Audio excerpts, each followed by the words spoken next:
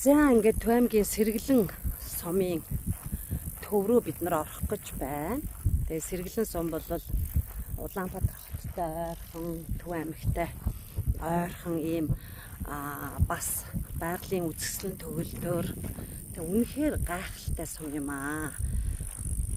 Тэгээ одоо бид нэр Сэргэлэн сумынхаа төв рүү орох гээд ингээд байж байна.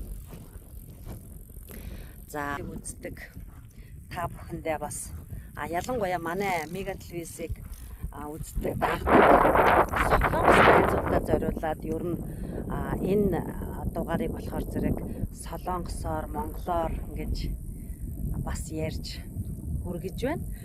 Тэгээ энд өөрийн самжууд унгаан монгорэ 이렇게 여행 다니니까 완전히 좀 많이 좀 피곤해요.